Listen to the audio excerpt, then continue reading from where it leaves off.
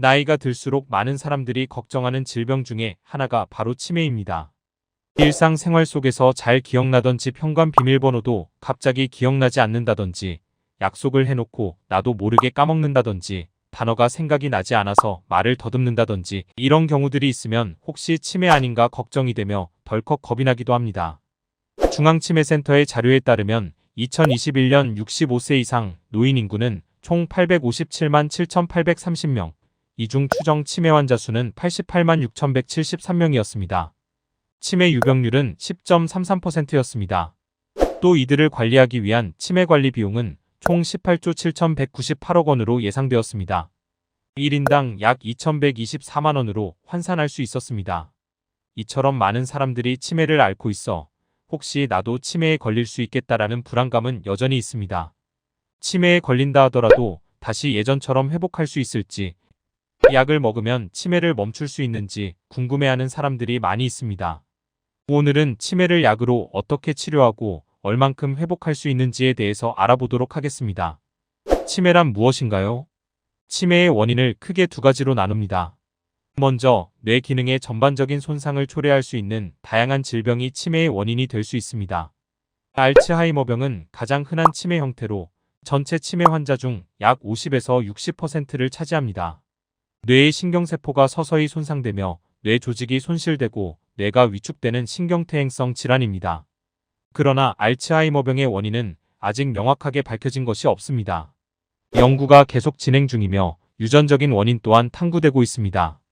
다음으로 혈관성 치매는 다른 형태의 치매로 뇌 안의 혈액순환의 문제로 인해 발생합니다. 혈액순환의 문제로 인해 뇌신경세포가 손상을 입거나 큰 뇌혈관의 폐쇄 또는 파열로 인해 뇌세포가 손실되며 결과적으로 치매가 발생합니다. 이러한 형태의 치매는 전체 치매 환자 중 약 20에서 30%를 차지합니다. 치매 치료법은 무엇이 있나요? 치매를 다루는 접근 방법은 다음과 같이 세 가지 주요 카테고리로 나눌 수 있습니다. 원인적 접근. 치료 가능한 치매 원인에 대한 접근 방법으로 뇌출혈, 뇌종양, 정상압수두증과 같은 원인에 따른 치매를 다룹니다. 이러한 경우 수술을 통해 원인을 해소하거나 치료합니다. 뇌경색으로 인한 혈관성 치매는 고혈압, 당뇨, 흡연, 고지혈증과 같은 위험 요소를 통제하고 치료하여 병의 진행을 지연하거나 예방하는 것이 중요합니다. 약물 치료. 약물 치료는 치매 증상을 완화하고 관리하는 데 사용됩니다. 이러한 약물 중에는 신경인지 기능활성제인 콜린성약제, NMDA 수용체 차단제 등이 있습니다. 연구가 진행 중이며 계속해서 치매 치료를 위한 새로운 약물이 개발 중에 있습니다. 또한 치매로 인해 나타나는 정신 증상을 다루기 위해 항우울제, 항정신병 약물 등도 사용될 수 있습니다. 기타 접근 방법. 치매는 신경인지 기능의 점진적인 감퇴를 특징으로 하며 현재까지 그 원인이 완전히 밝혀지지 않은 질환입니다. 따라서 기타 접근 방법은 치료적인 측면보다는 치매로 인한 증상의 관리와 환자의 삶의 질 향상을 위해 중요합니다. 환자들은 기본적인 일상생활을 유지할 수 있도록 도와주는 작업요법, 인지 기능 강화요법, 그리고 각종 프로그램에 참여함으로써 삶의 질을 향상시킬 수 있습니다. 이러한 접근 방법은 환자의 능력을 최대한 유지하고 일상적인 활동을 지원합니다. 치매를 치료할 수 있는 약은 무엇이 있나요?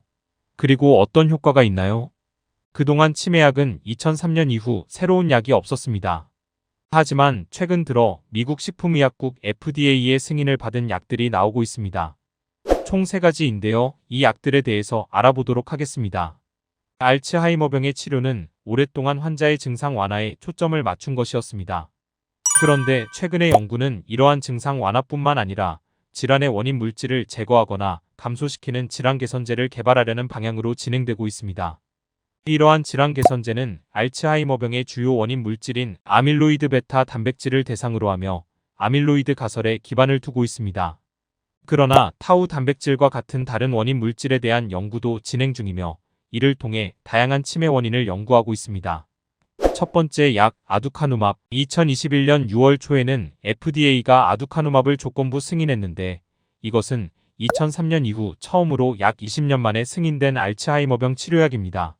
아두카누맙은 아밀로이드 가설의 유효성을 입증한 최초의 약물로 꼽힙니다. 하지만 부작용이 커서 상용화에는 실패했습니다. 두 번째 약 레카네맙. 더 최근인 2023년 6월 6일에 미국 식품의약국 FDA에서 레카네맙 두 번째 치매 치료제를 승인했습니다. 아두카누맙보다 부작용이 훨씬 적어 전 세계에서 주목하고 있습니다.